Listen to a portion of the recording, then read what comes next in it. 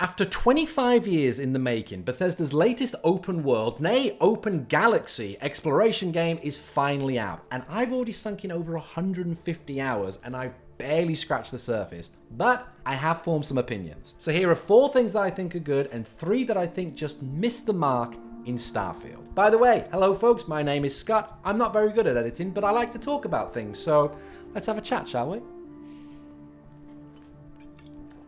So at the top of the video, I want to say, I think Starfield is a brilliant game. I don't think it's going to be one of my favorites, but I think it is a brilliant game. But opinions have been somewhat divided on it. Some say that it's great, some say that it is terrible. And I think that is just systemic of society as a whole. If something comes out and it is not your favorite, then that means it is a failure. And I think that just adds too much expectations and too much undue pressure on anything that comes out, whether it be a movie, whether it be a game, whether it be music, whatever it be. If it isn't winning an Oscar, if it isn't Game of the Year, if it isn't this incredible, cathartic, life-changing thing, then that means it has somehow fallen short. And I think that is just the problem, because sometimes you just want to be entertained. You just want to watch a movie for watching a movie. You just want to play a game because it's fun. It doesn't have to be this big, life-changing thing. Anyway, I'll get into that later. As I say, I've got 4 things that I think are good, 3 things I think about, and I'm going to sandwich them just to keep things, you know, a nice pace through. So firstly, something that I think that is brilliant about Starfield, and it's a very simple mechanic, the skill challenges. Because yes, everybody likes the idea of being able to pick something up and being perfect at it straight away. And in any other game, when you level up, you get a skill point, and you can spend that skill point on a perk chart, on a skill tree, and gain either an upgrade to an already existing ability, or gain a new ability that changes the way you play the game. Let's take a quick look at Fallout 4, another of Bethesda's games, specifically the Strong Back perk. When you get it, you can carry an extra 25 kilos to your carry capacity. Then, when you get a skill point from leveling up, you can put it in there and instantly become a bit more hulkish and carry another 25 kilos, which is great. It's great for gameplay, it's great to carry on. Looking at a similar instance with Starfield's weight training perk, you can carry an extra 25 kilos of weight.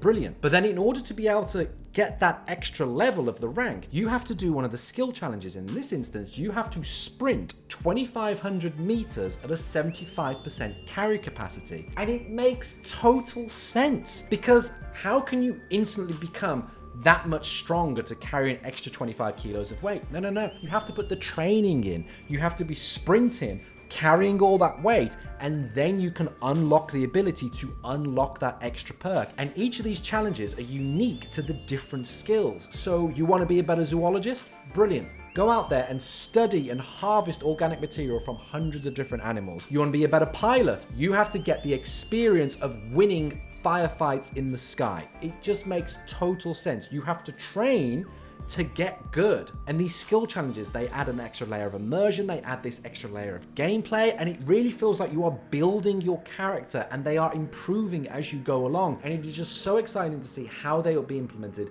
in future games. Fallout 5, Elder Scrolls 6, I really hope they add the skill challenges, because it makes total sense in the world building and it is just really fun to do. And it's also a really sobering reminder that I can't just pick up a saxophone and be able to play Baker Street right off the bat. So, yeah, thanks for that.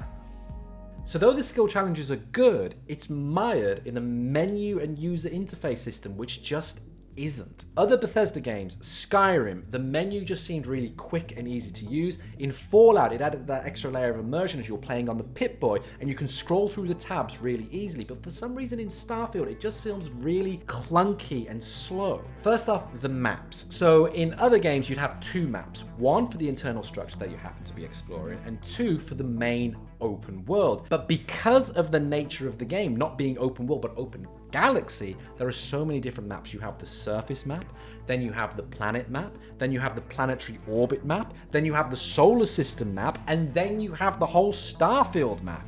And because you can't just attribute to those all different individual buttons, I'm talking about mainly an Xbox experience here because that's what I've been playing on, it's difficult to navigate. So you have to be pressing in to go back, and sometimes you hold the button too long, it's too far, and you want to get to one place, and it takes a little bit of practice to get right, but it can still cause some frustration when you just want to get somewhere, but it keeps pulling you out and pushing you back in, and it feels really jarring. But now let's say you've found a planet, you've got your boots on the ground,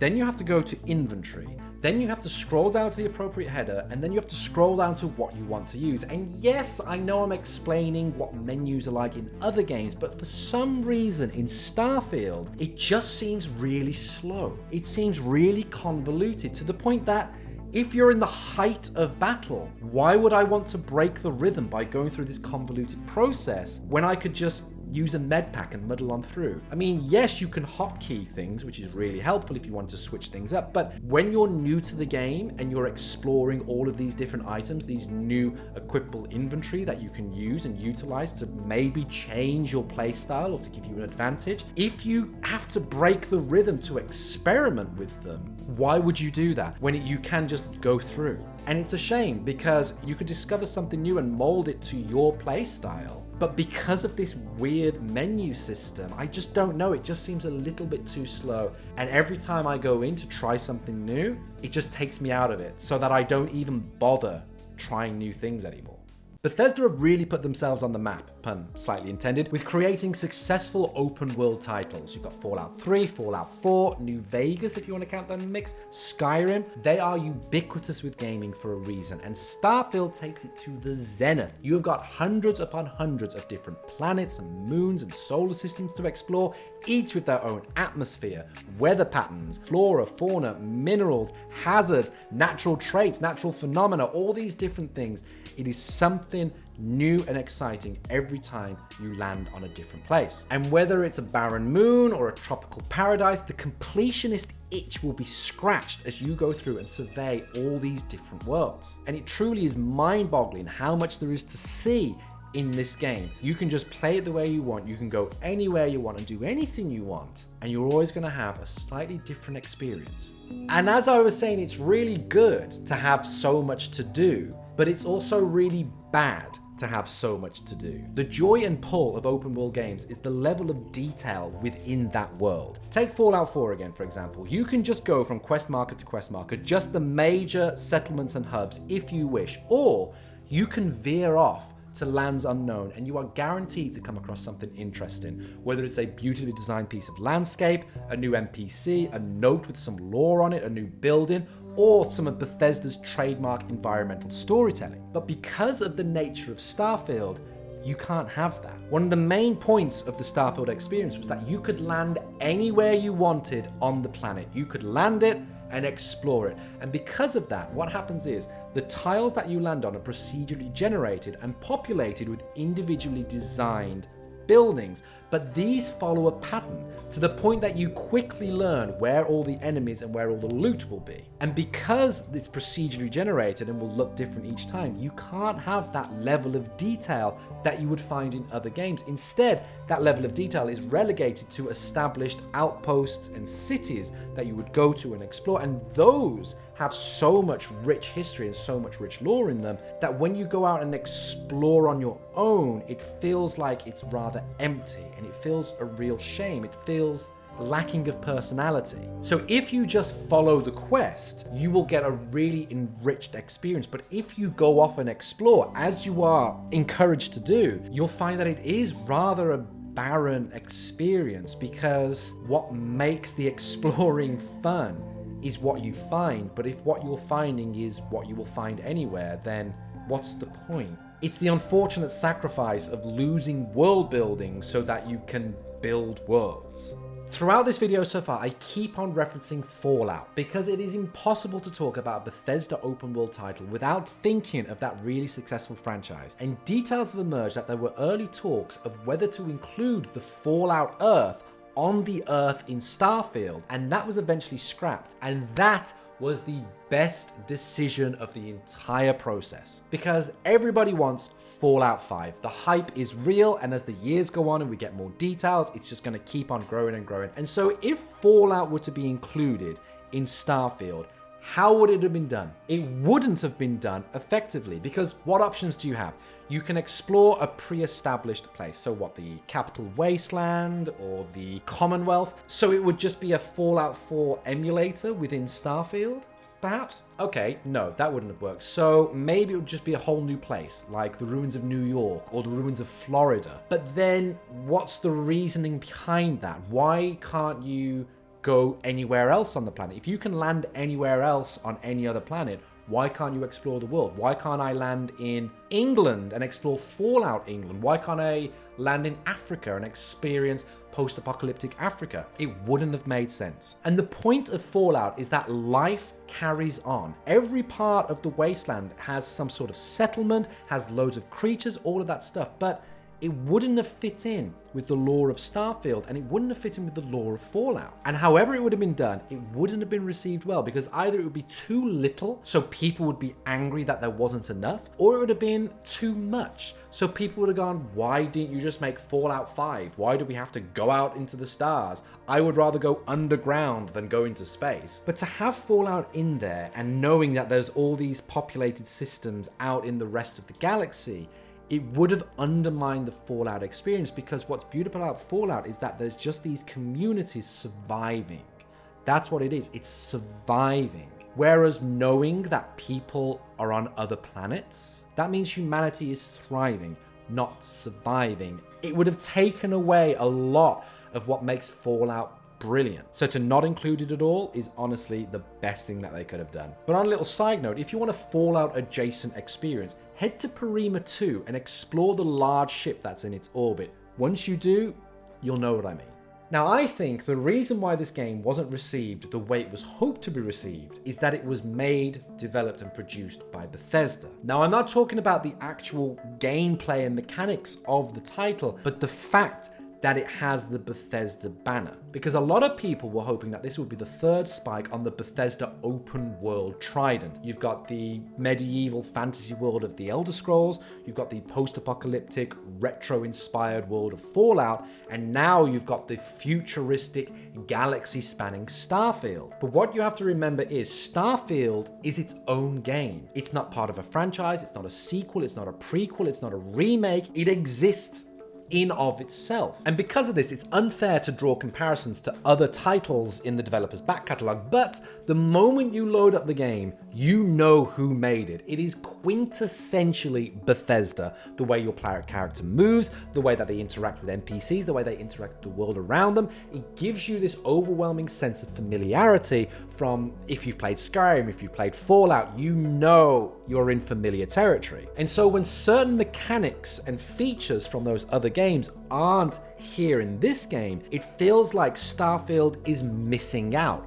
But it's not missing out on anything, because something can't be missing if it was never meant to be included to begin with. Oh, Starfield doesn't have Fallout 4's scrap junk mechanic. That means it's a step back. No, it isn't, because Starfield was never meant to include it. If Fallout 5 didn't have the scrap junk mechanic, then it feels like features have been rolled back. But Starfield isn't Fallout, and a lot of people wanted Starfield to be Fallout in space, but it's not. Starfield is Starfield, and I wholeheartedly believe if this game was released exactly as it is, exactly as it plays, nothing changed except the name for who it was produced and developed by, I think it would be received a hell of a lot better. And finally, for all of the unrealistic things in Starfield, such as exploring alien worlds or easily getting a job and finding someone to date and marry, Starfield is one of the most immersive experiences of recent years. Because when you're creating a character from scratch, you have one of two ways to do it. Either there is creativity with constraints. So, for example, Fallout 4 again. It is canon that you lived pre-war,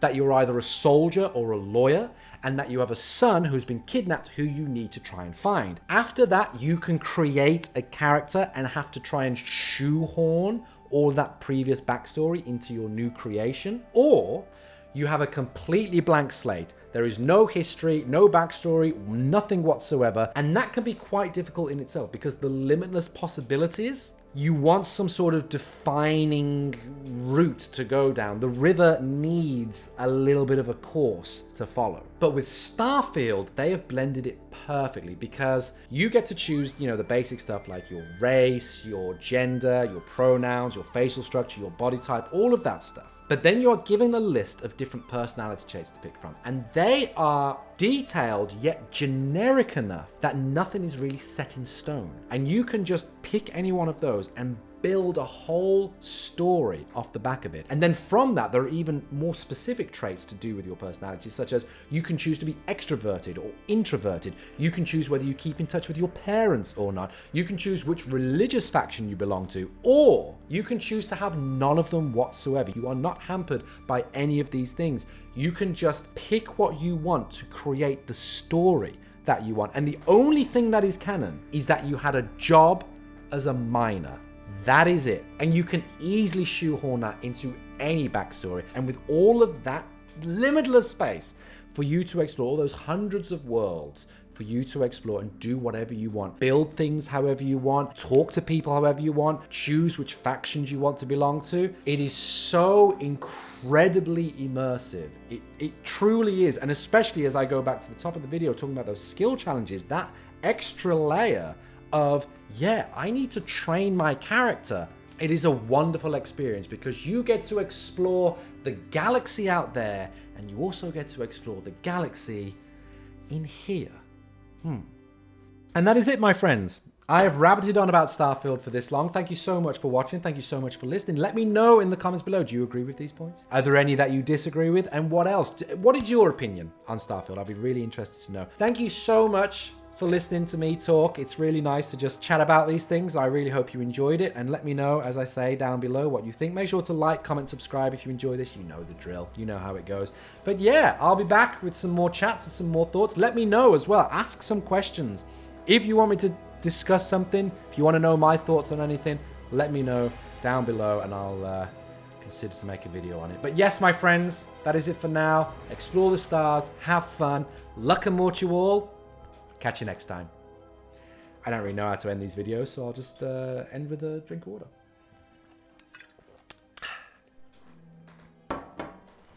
That's me done.